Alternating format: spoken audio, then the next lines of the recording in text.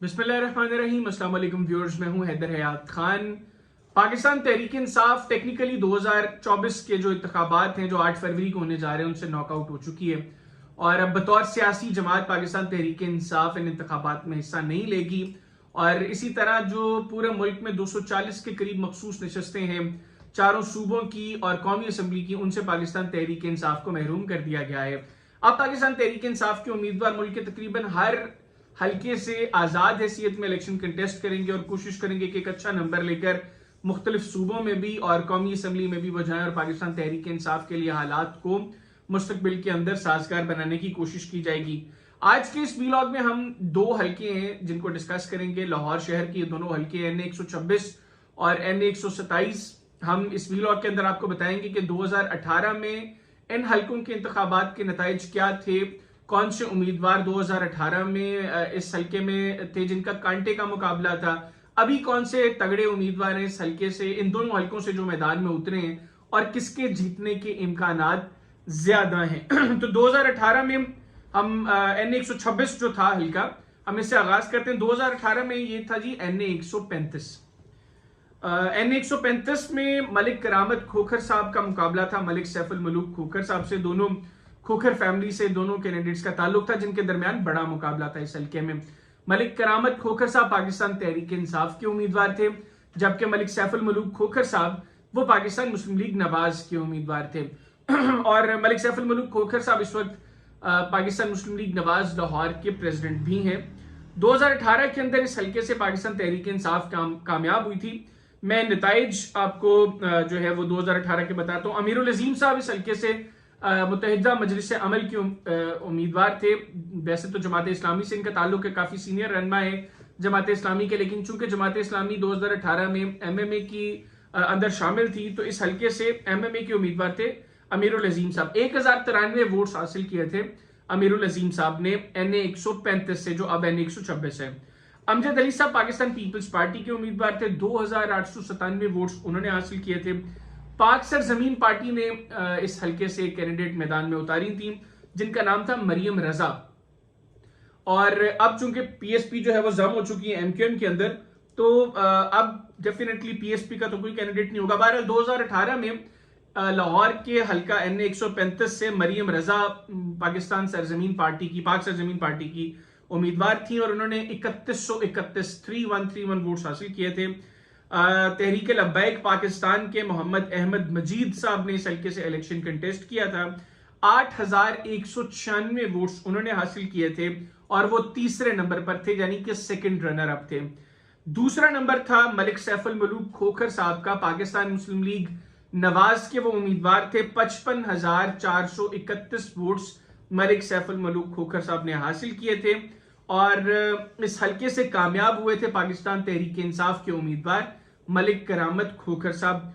64,765 votes Malik करामत खोखर साहब ने हासिल किए थे। अब ये तो था जी 2018 के इंतखाबात के नताइज जो मैंने आपके साथ शेयर किए।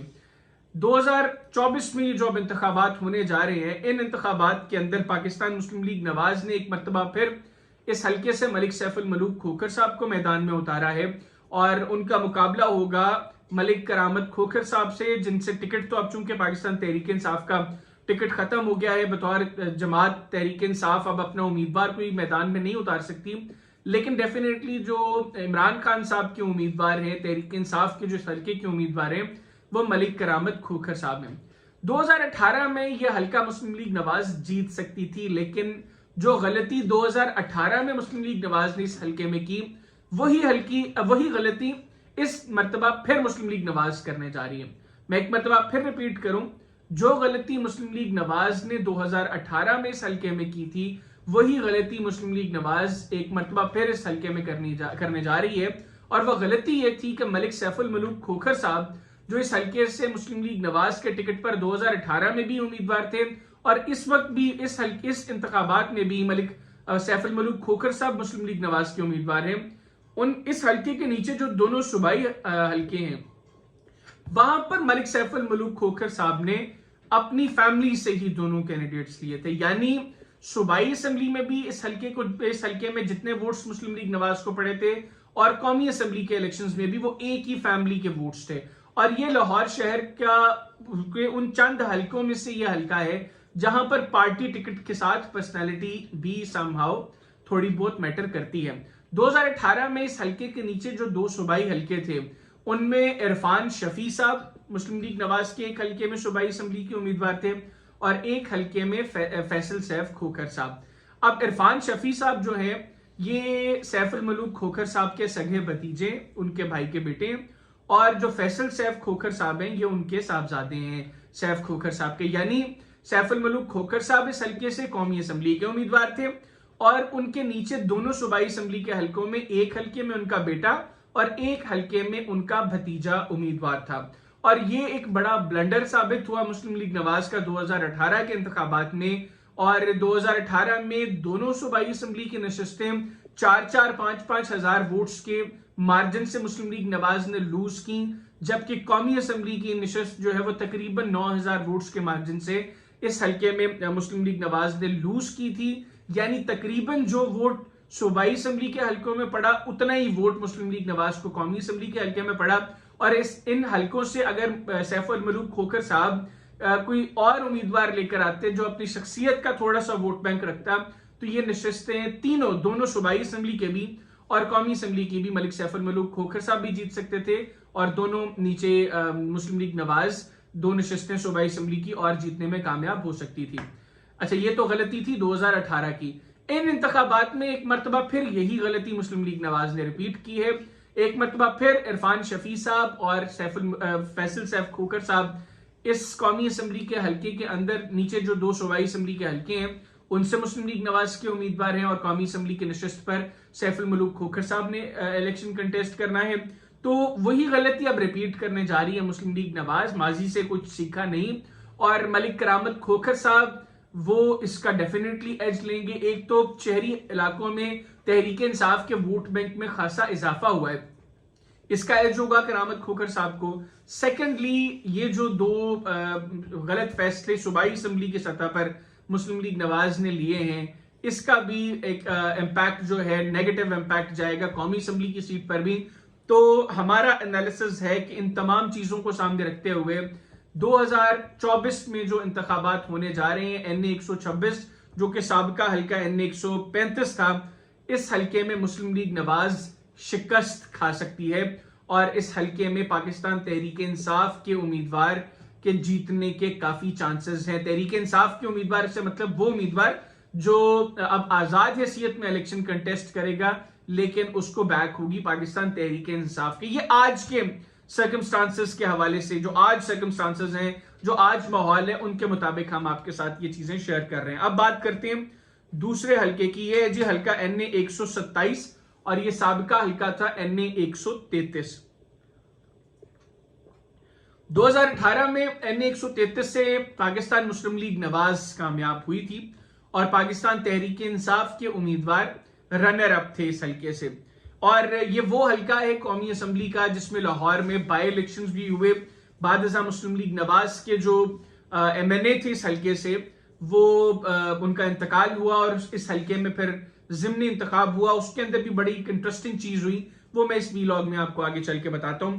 पहले 2018 के NA 133 के इंतखाबात के नताइज आपके सामने रखे जो अब NA 127 है। चौधरी असलम गिल साहब पाकिस्तान पीपल्स पार्टी के टिकट पर उन्होंने इस हल्के से इलेक्शन कंटेस्ट किया। 5585 वोट्स उन्होंने हासिल किए, 5585 वोट्स उन्होंने हासिल किए।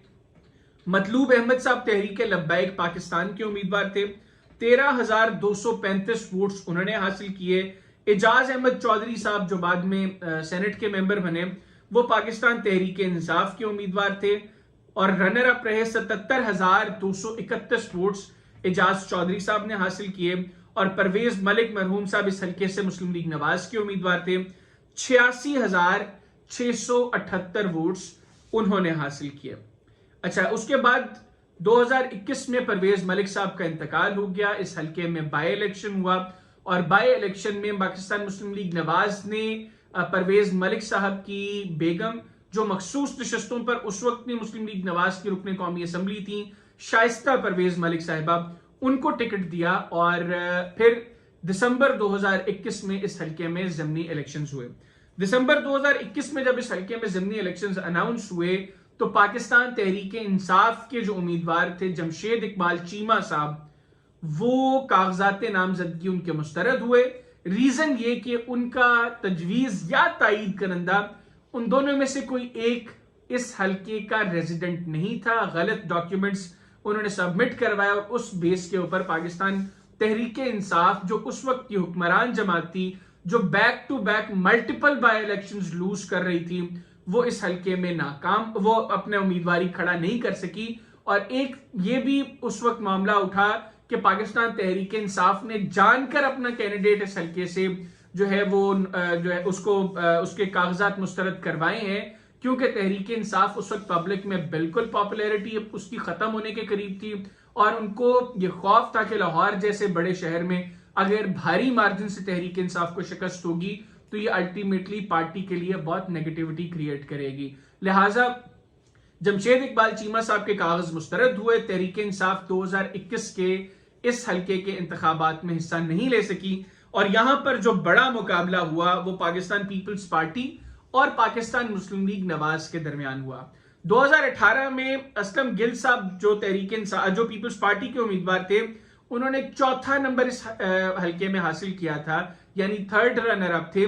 वो रनर अप रहे इस इलेक्शन के और बहुत पैसा खर्च हुआ इस हल्के के बाई इलेक्शंस में और पाकिस्तान पीपल्स पार्टी की लीडरशिप वो तकरीबन इसी हल्के में आकर रुक गई जब तक इलेक्शंस नहीं हुए और 32,313 वोट्स पाकिस्तान पीपल्स पार्टी के असलम गिल साहब ने दिसंबर 2021 में होने वाले बाई इलेक्शंस में हासिल किए और 46,811 वोट्स लेकर शाइस्ता परवेज मलिक साहिबा मुस्लिम लीग नवाज के टिकट पर इस हल्के से ज़िमनी इलेक्शन जीतने में कामयाब हो गई।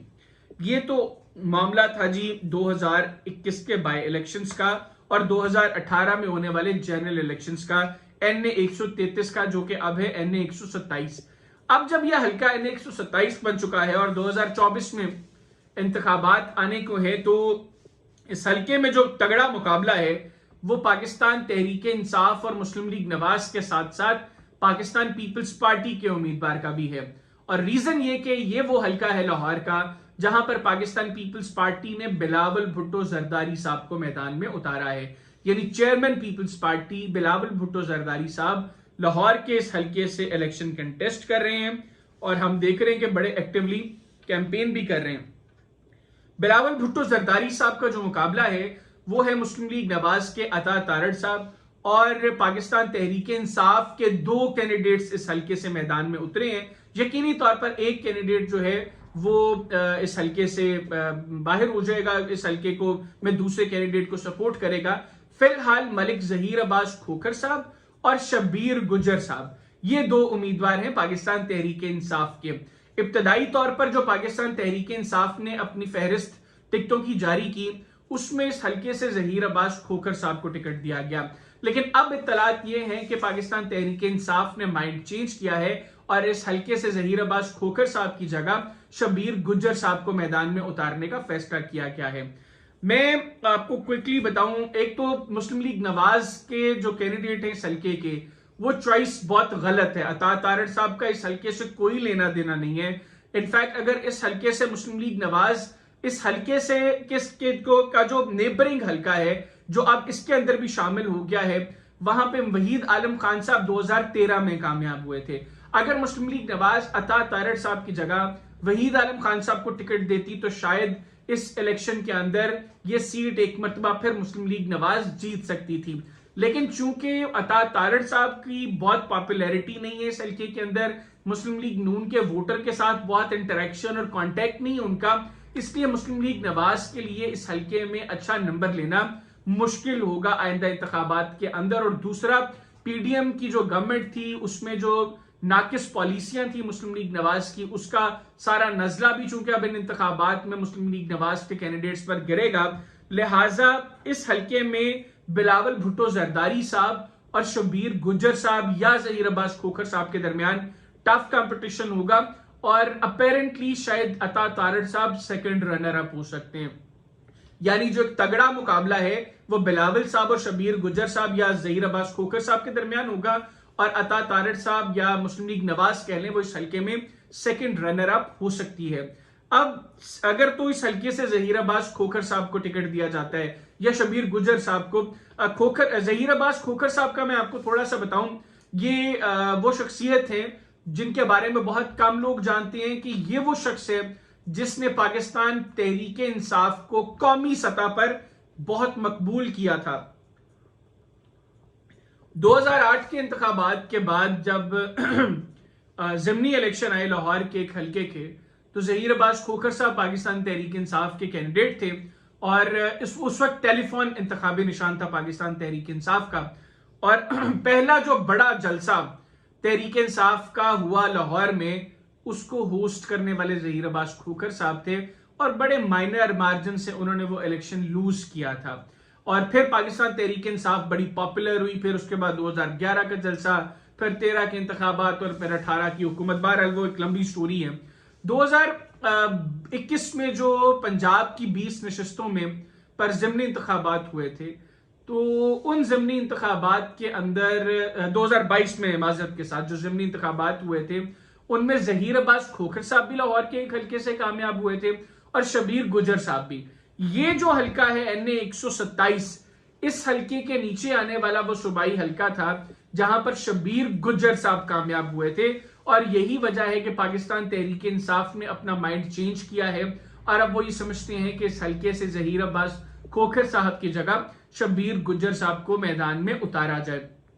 बहरहाल शबीर गुज्जर साहब हों या जहीर अब्बास खोखर साहब हों, इस हल्के में तहरीक इंसाफ का बड़ा वोट बैंक मौजूद है, उसका दोनों उम्मीदवारों को फायदा होगा। बिलावल भुट्टो साहब भी बहुत एक्टिवली इस हल्के में कैंपेन कर रहे हैं। लाहौर में काफी दिन उन्होंने क्याम किया, कोशिश की कि मैक्सिमम हल्के को कवर भी करें, वो भी उन्होंने कवर किया और उसका भी काफी फायदा उनको इन इंतखाबात में होगा। लेकिन मुस्लिम लीग नवाज ने जो अता तारड़ साहब को टिकट दिया है, इसका नुकसान इस हल्के में मुस्लिम लीग नवाज को हो सकता है। यानी आज जो हमने दोनों हल्के डिस्कस किए, NA 126 और NA 127, आज के हालात को सामने रखते हुए अगर फ्री एंड फेयर इलेक्शंस होते हैं तो दोनों हल्कों में मुस्लिम लीग नवाज को शिकस्त का सामना करना पड़ सकता है।